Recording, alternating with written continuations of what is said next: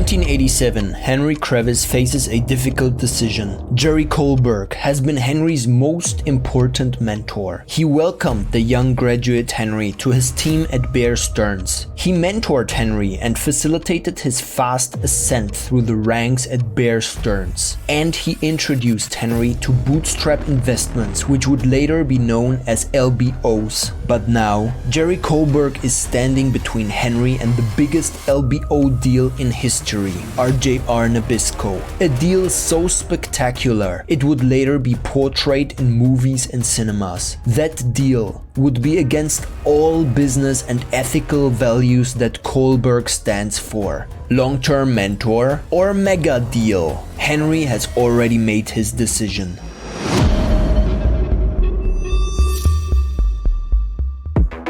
If there were a king of private equity, it would need to be Henry Kravis. Henry is an absolute pioneer. He's an innovator. He's an icon.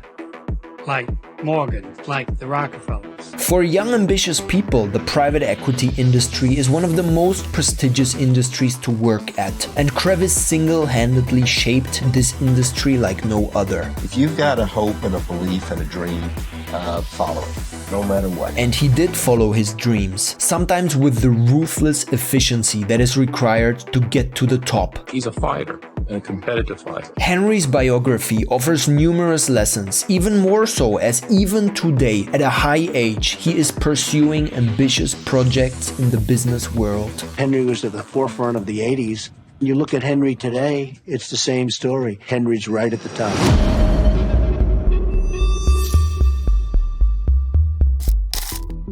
Kravis is born into a Jewish family in Tulsa, Oklahoma. Tulsa is known as the oil capital of the world for most of the 20th century. Profits from the oil industry continued through the Great Depression, helping the city's economy fare better than most in the United States during the 1930s. Not only does this lead to a massive construction boom in Tulsa in the popular Art Deco style, it also makes Henry's dad, Raymond Kravis, massively rich. His father is a successful Tulsa oil engineer and entrepreneur, and is even a business partner of Joseph P. Kennedy. All black gold everything. Henry's father is making his family a fortune. This has a significant effect on Henry. Sure, he grows up in a comfortable situation and does not need to worry about money, but there is something else. A burning desire deep inside that's causing Henry to want to outwork anyone, and especially one particular person. As a man who had a very successful father,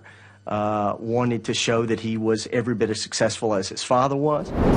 Henry attends private liberal arts college Claremont McKenna College, also known as CMC. During that time, CMC is still a boys-only college, which might be the reason that Henry is able to focus on the important things in life, money and power, because growing up in the 60s helped shape the grand vision for his life. It was a decade of tumultuous social, political, economic, and cultural change. I understood that these rapid and disruptive changes could help me look at who I was and who I should become. His initial professional experience leads him to New York. After school, I would drive my car from California, from Claremont Men's College at the time, to New York, and I worked on Wall Street. There, he is picking stocks at a time when the level of degeneracy on Wall Street was existent, but not digitized yet, through groundbreaking innovations such as options trading by virgins on Robinhood or shitposting on Wall Street bets. There's two types of people in this world: doers and academics. Henry is a doer and doesn't enjoy spending time at the university. Fuck school!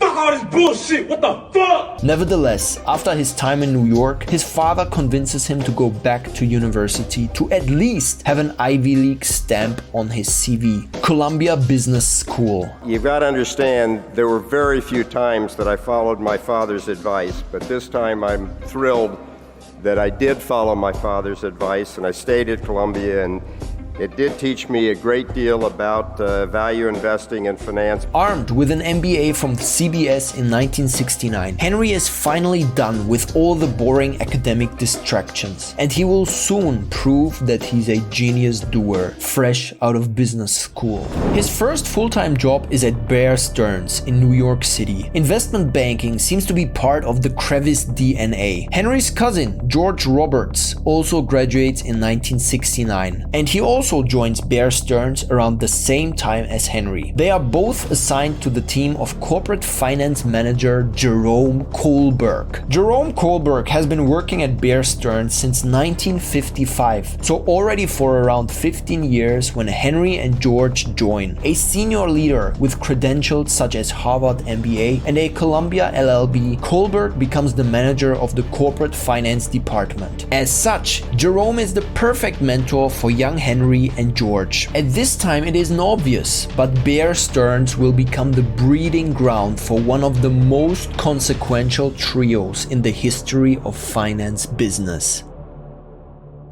In the 1970s, what is to become the private equity industry is in its early stages. Today, outside of financial circles, many people don't realize the influence of the private equity industry. But ambitious Kevin John followers, commonly referred to as baby silverbacks, as well as other non-betas know the private equity industry wields massive influence on the world around us. That's why every year, hundreds of thousands of young ambitious people dream about joining a private equity firm in the future. When I was in business school, there was nothing sexier in this entire world than private equity.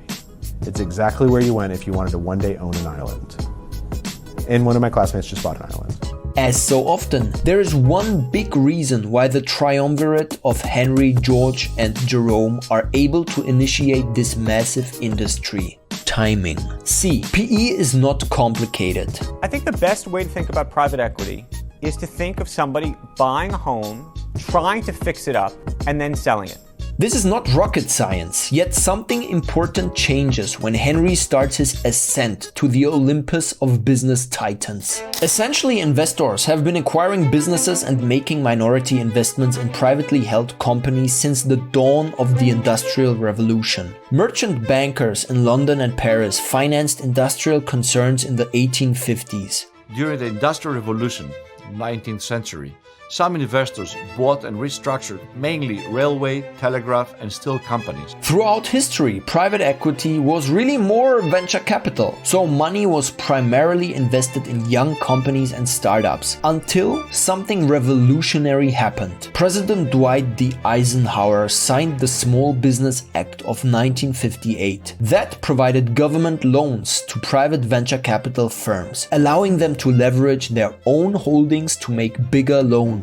Then, in the 1960s, shortly before Henry, George, and Jerome would shake things up, something resembling a private equity fund slowly emerged. And there were no funds in those days. Maybe a couple venture funds, that was it. These venture funds organized so-called limited partnerships to hold investments in which the investment professionals served as general partners, GPs, and the investors, who were passive limited partners, LPs, put up the capital. The compensation structure still in use today also emerged, accidentally, as Henry explains. So let's approach 8 people and see if they'll give us $50,000 each and agree to do that for 5 years. And then we gave them the option that if we found a company, we'd come to them first and they could invest. And but if they did, we wanted 20% of the profits. That's how this 20% started. We just picked it out of the air. It could have been 25% or 15%. Henry and George would go on to amass billions of assets under management and become billionaires through this new 220 compensation structure. But first, they needed Kohlberg to teach them how it's done.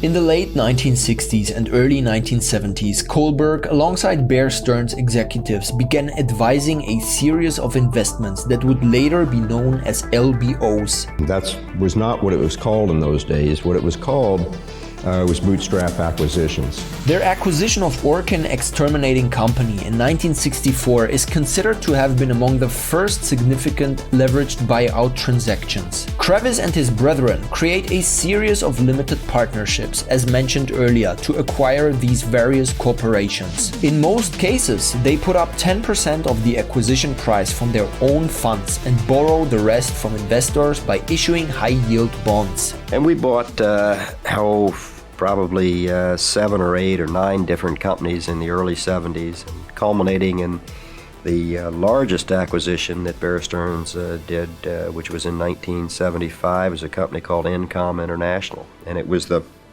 industrial components group of companies from Rockwell. And we paid $92 million to buy this company, and Bear Stearns, I remember, got the biggest fee they'd ever gotten, which was in 1975, was $950,000. Kravis is generating millions for the firm, and Bear Stearns has a culture that rewards high performers like Kravis. We came from a firm which was an eat-what-you-kill firm. He becomes a partner at 31, something that is close to impossible under normal circumstances. And Kravis is starting to dream bigger and bigger. This is where the megalomaniacs separate themselves from the average ambitious. They are never satisfied, and this leads to a massive conflict. Kravis and his 2 colleagues make the plan to take their careers to the next level. In 1976, they prepare multiple proposals to raise a dedicated buyout fund under the Bear Stearns roof. This would give them even more leverage to pursue great deals while maintaining the security that comes along with working for a massive institution like Bear Stearns. They approach Bear Stearns managing partner Cy Lewis. So we went to see him and said we would like to focus on private equity, and we'd like to give Bear Stearns a half interest in this new vehicle we'll set up within Bear Stearns, and we'll keep a half interest. And as luck would have it, immediately he said, no, we have no interest. You're either here or you're out. While Bear Stearns MD Cy ends up dying 2 years later on the evening of his retirement, when he unwraps his retirement gift, a golden Piaget watch, the trio has already made their decision. They are going to try to raise their own fund. The name would consist of their initials and would go on to shape the history of finance in a way few other institutions did. KKR. KKR. KKR. KKR. KKR. KKR. In 1976, the 3 men leave to form their own firm, Kohlberg, Kravis and Roberts, and their starting capital, quite limited. We started with $120,000. I put up $10,000, George put up $10,000, that's all we had. We didn't have any more than that. Jerry had a little money and he put up $100,000. Little money, so they have big pressure to make their first deal work. In April 1977, using mostly borrowed money, they decide to buy a maker of small truck suspensions, AJ Industries. Purchasing price, $25.6 million. 8 years later, they will sell the company for $75 million US. In 1978, KKR goes to the market to get more money to manage. They offer their first $30 million LBO fund to institutional investors seeking alternative off-market investments. The offering paper suggests returns in the 30% to 40% area. Selling the funds is Henry Kravis's job. He develops a number of loyal supporters, especially in the Northwest, where the state pension funds of Washington and Oregon are early investors. Henry succeeds. With a $30 million LBO fund under their belt, Henry, George, and Jerry are ready to rock Wall Street. What they don't know at this point is that the 3 of them will not work together for a long time, and money will always win over friendships. But first, it is deal time. The trio shocks the world of finance with bigger and bigger deals, taking on more and more risk. The 4th LBO fund from KKR is sold for $1 billion in 1984. LBOs can be executed with equity, making up just around 10% of the cost of the acquisition. This indicates that at this point, KKR has amassed purchasing power in the market of more than $14 billion. KKR is now officially the silverback gorilla in the LBO sector, and their acquisition of sugar refiner Amstar in 1984 is a brilliant example of how to make mind-boggling amounts of money using LBOs.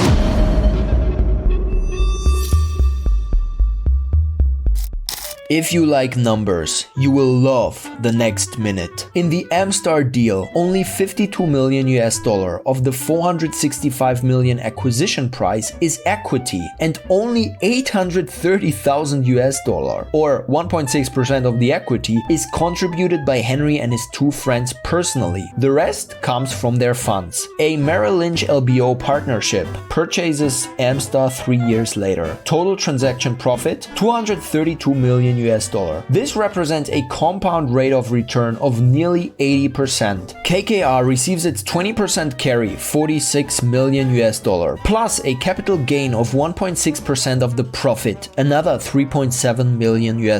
But that's not all. KKR charges investment banking costs of around 1% of the purchase price and another 1% of the sale price. And lastly, the $52 million in equity invested in the Amstar equity is managed by KKR funds for a 1.5% management fee. On a 3-year investment of less than $1 million, these fees together give KKR a cumulative return of almost $62 million.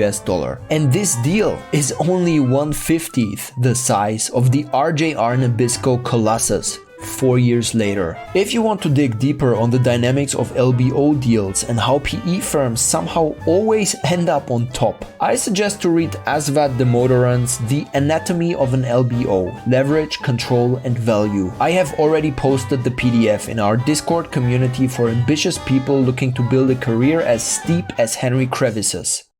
Another one of the reasons LBOs work so well is because we humans love money so much. As a CEO earning $1 million a year, would you ruthlessly sacrifice some employees' jobs to earn yourself tens or hundreds of millions? Any reasonable baitman would. And it's very easy. Take out your notepad. Here's how it works. LBOs often entailed a premium over the last sale price of the target company. This premium had to be generous to win over the management of the target companies. The truth is, many ambitious CEOs would have loved to sell their businesses to KKR for a large sum of money and then join KKR as the CEO of a new leveraged management team that would share 20 or 30% of the new shares of the company. The reorganized business would operate on a cash-only basis for 6 to 7 years while paying off its debt. When the firm went public again, it would have low debt, high earnings, and a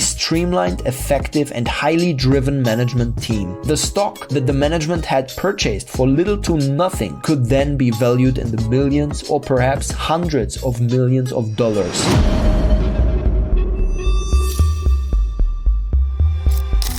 In 1986, Henry and George reinvent the LBO business once again and take on more risk than ever. KKR buys a company called Beatrice Foods for $6.7 billion.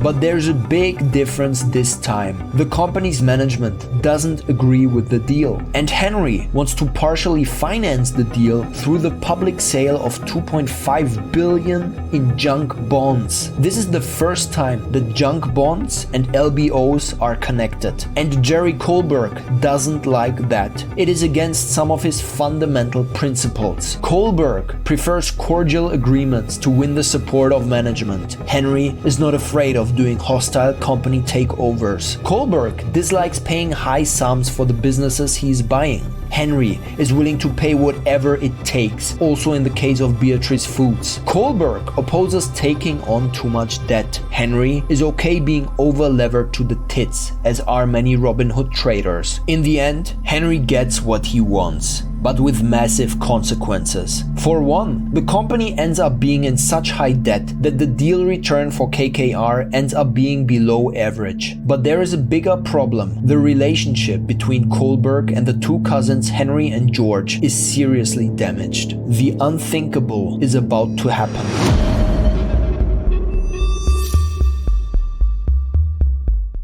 If every kitten grows up to be a cat.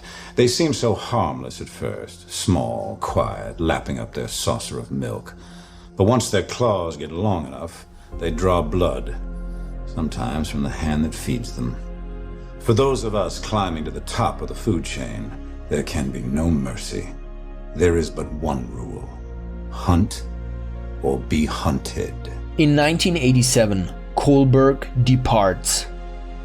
Today, there's a firm called Kohlberg & Company. It has around 60 employees with a total transaction value of $30 billion US. Although the average transaction value per employee is not bad, one thing is very obvious. This firm is much smaller and much less known than KKR. It's like comparing the NBA to the WNBA. Same sport, yes, but different levels. Kohlberg & Company was obviously founded by Jerry Kohlberg. Henry and George have learned a lot from Jerry, but they have outgrown him at this point. What was once an important mentor is now just a mere colleague with opposing views on KKR's strategy. In 1987, Kohlberg departs and starts his own firm, supposedly with quite a bit of drama. What Henry doesn't know is that the biggest drama of his career is just about to begin.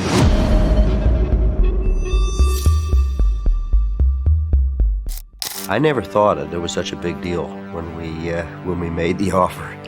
I guess it wasn't until I woke up after we bought it and that was really a big deal. The famous RJR Nabisco deal is the biggest deal at that time. It is also the preeminent example of corporate and executive greed, inspiring a book and movie called Barbarians at the Gate. Most of Jerry Kohlberg's fundamental deal principles were broken by the deal, particularly the one about paying too much. But his opinion doesn't matter anymore. RJR Nabisco Inc. is an American conglomerate selling tobacco and food products. Its president and CEO, Ross Johnson, triggers the fiercest contest of the leveraged buyout era in 1988 by attempting a management-led purchase of the maker of Ritz crackers, Oreo cookies, and Winston cigarettes. So the next day the stock went, as you would imagine, from $52 a share to $77 a share. Together with Shearson Lehman Hutton Inc., Ross makes an initial bid to take the company private at $75 per share. Henry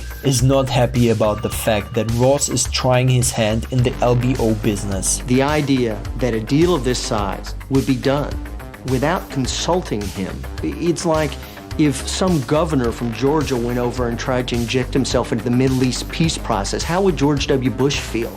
I mean, no one else can do deals like this. These are my deals. The company board needs to approve the offer by CEO Ross, but they are not impressed. This gives Henry Kravis room to woo the company's board and shareholders with a richer offer. But KKR is not the only bidder. A fierce series of negotiations and proposals ensues, which involves nearly all of the major private equity players of the day, including Morgan Stanley, Goldman Sachs, Salomon Brothers, First Boston, Wasserstein Perella, Forstmann Little, Shearson Lehman Hutton, and Merrill Lynch. Once put in play by Shearson Lehman Hutton and Ross Johnson, almost every major Wall Street firm involved in M&A launches frenzied, literal last-minute bids in a fog of incomplete or misleading information. Murphy's Law.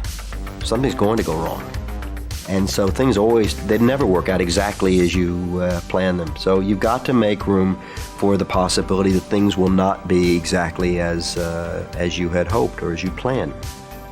So we built that into that capital structure. In the end, there are just two bidders left to acquire the company and take it private. Ross Johnson, backed by Shearson, and Henry, representing KKR. Ross's final offer is $112 per share. Henry's final offer is $109 per share, a bit lower. Will Ross Johnson steal the deal away from Henry? The difference between the offers is small, and the company board wants to pick a buyer that will add value to the company. As part of their financial financial package, both parties have proposed some variable rate notes. To decide for one of the two bidders, RJR Nabisco's bankers ask each side if it would agree to reset the interest rates at the end of a year if the bonds are not trading at par, essentially increasing the interest rate in the future if market conditions or other factors change. Ross Johnson's sides declines to do so, and KKR agrees. No debt, no risk, no price is too high. This helps. They spent from 8 o'clock in the morning or so when we appeared before the board until 7 o'clock that night debating, did they want to take the Ross Johnson Shearson offer, or did they want to take the KKR offer?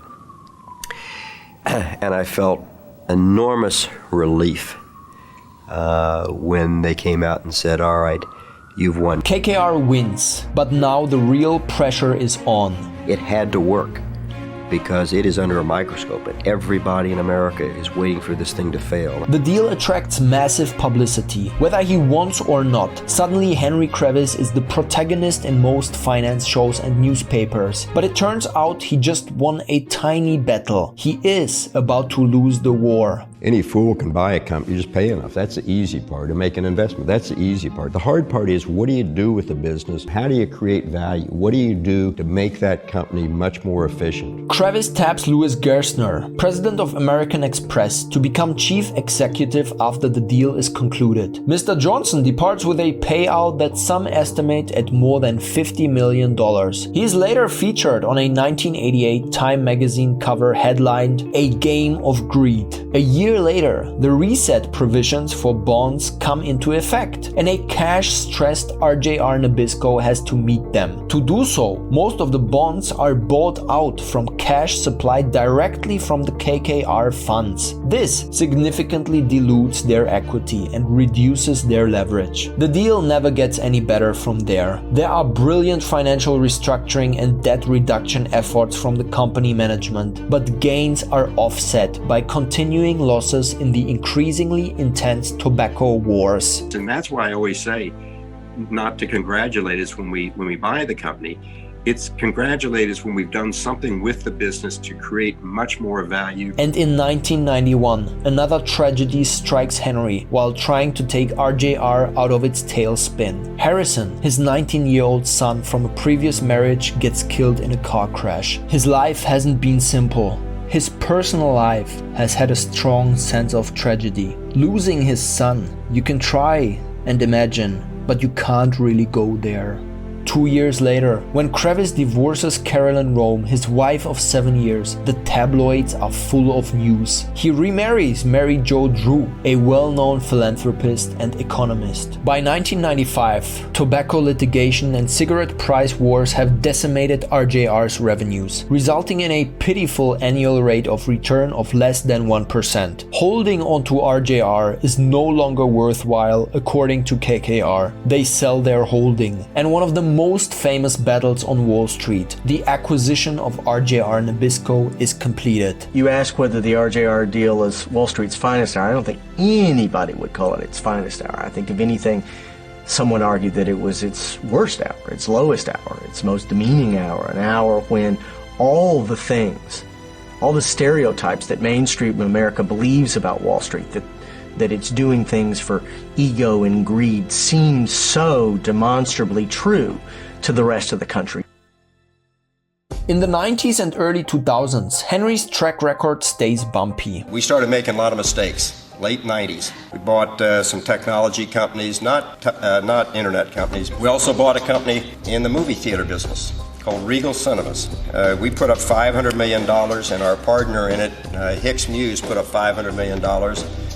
And we lost our money. Travis and Roberts know that they need to regroup. It gets silent around KKR. George and I sat down and said, we really have to change the way we do business. We have to get away from just transaction-oriented and financial engineering to operational improvements, operational excellence. The shift from financial engineering to operational excellence echoes through the entire private equity industry. And after several years of refining their business strategy, Henry and George are once again making headlines in 2006. They buy the hospital chain HCA, valued at a massive price tag of $33 billion. KKR beat all records with the HCA deal in 2006. Then KKR beat that record with the TXU deal in 2007. So they came back, and they came back fierce. While HCA, a deal KKR conducts together with Bain Capital and Merrill Lynch, becomes a very successful deal, generating billions for the firms involved. TXU, the next record breaker,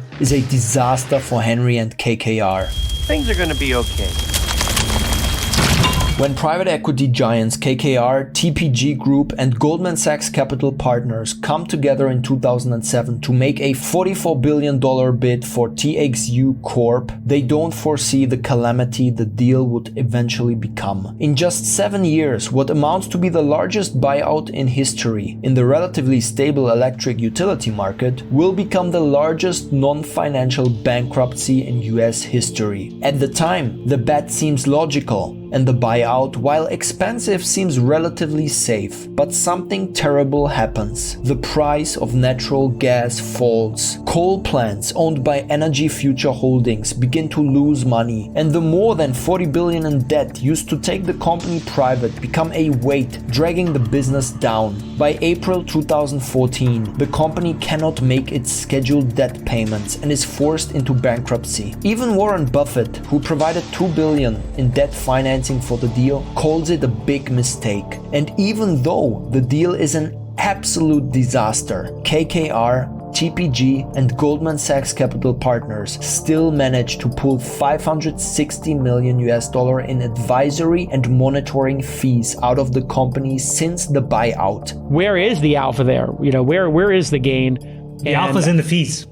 Okay, there you go. While this was simultaneously a disaster and a small win for KKR, Kravis' most exciting deal came from somewhere you'd never expect. See, in 2008, as the rest of the world grappled with a financial collapse, Kravis was at Sotheby's auction house selling an Edgar Degas painting from his collection for $37 million, a $9 million profit from his original purchase just 10 years earlier. This isn't just a one-off. Kravis has one of the biggest art collections on Wall Street, and it's not just for looks. Notice that $9 million sale was in 2008, the same year as the financial crisis. Even with the market imploding, art as an asset doesn't behave the same way. In fact, it's got some of the lowest correlation out there to other asset classes. Even lower than firms like KKR, which means when stocks take a dive, art may not. We can see this in action even in 2022, as stock markets had the worst start in 50 years, with $13 trillion wiped out. Art sales hit their highest ever first half total, $7.4 billion. But if you want to use art as a portfolio diversifier like Kravis does, we run into a problem. The millions of dollars needed to start collecting, and that's where Masterworks saw an opportunity to make history. Masterworks buys multi-million-dollar art from legends like Picasso and Banksy and breaks it into shares for their investors, so you can get art into your portfolio for a fraction of the full cost. Best of all, when Masterworks sells a painting you've invested in, you get your share of the potential profits. So far, Masterworks has sold 6 paintings for an average net return of 29% to their investors, and their collection of unsold art has appreciated by 15.3% according to internal valuations. With results like that, you can see why they have over 500,000 members and over $500 million under management. You can also see why Masterworks has a waitlist to get started, but you can skip it just by clicking the link in the description. With wins and losses under his belt, Henry has forever cemented his legendary business titan status, a true primus inter pares in the world of private equity that has assembled an army of the brightest kids on Wall Street working for him. One thing I want this firm to always have is the maintenance of our culture and the maintenance of our values. to always hire the best people, to give the best people an opportunity that they wouldn't have elsewhere, to trust them, to work with them, and to work as a team. At this point, it is worth noting a couple of learnings from Henry Kravis. Henry, with his aggressive facial structure, teaches us it is not enough to look ruthless. You need to be ruthless too. The road to power is paved with hypocrisy and casualties. In the right moments in his life, Henry Kravis was able to do what was necessary, not what was pleasant. Separating from Coleman, taking on more leverage and risk in his deals, or cutting employees. In an interview, he admits a mistake he has made again and again. We might have been too slow in changing out some CEOs of companies we had. Keep thinking that he or she will get a lot better. I can pretty well tell you what you see up front is pretty much what you'll see in the end. You can help around the edges, but people don't change that much. I think today we move much faster than we ever did. Ruthless efficiency. That's how you get to the top. An important lesson for any aspiring business silverback watching this video. But that's not all. Kravis and Robert say their biggest challenge is to resist bureaucracy in KKR on one hand and to fight the arrogance of some younger colleagues on the other. One senior KKR executive used to insist on having a baby grand piano in every hotel room he stayed in, regardless of cost.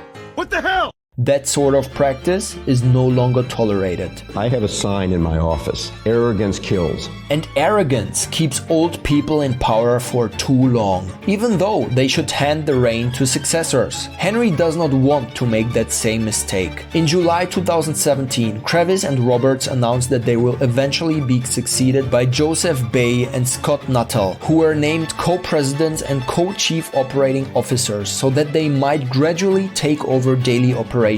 This succession plan is enacted in October 2021, with Kravis and Roberts stepping down from their positions as co-CEOs but continuing as co-executive chairman. This will ensure KKR stays on course. And I cannot tell you, particularly young people coming out of college, how long it takes to build a really good reputation in business, but how easy it is and how quick it is that you can lose it. But like any good billionaire, Henry Kravis is diversifying his activities and net worth. In addition to being active on numerous non-profit boards and philanthropic organizations, he's building up his own startup portfolio. It already includes stakes in no fewer than 25 tech-heavy startups in areas from crypto to prediction markets to food and delivery apps. He has even hired a venture capitalist full-time to help scout for startups and manage his growing portfolio. As of March 2022,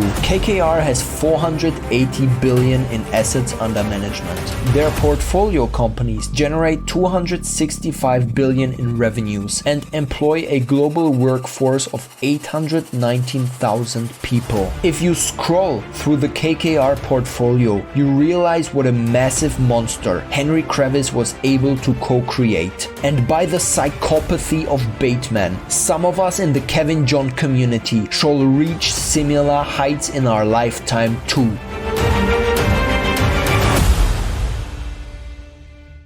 I can't emphasize that enough, and it may not be what you want to hear. I know you want to hear, geez, what's the magic formula so I can go start the next KKR? There is no magic formula. It's just be well educated, be broad, don't be so narrow.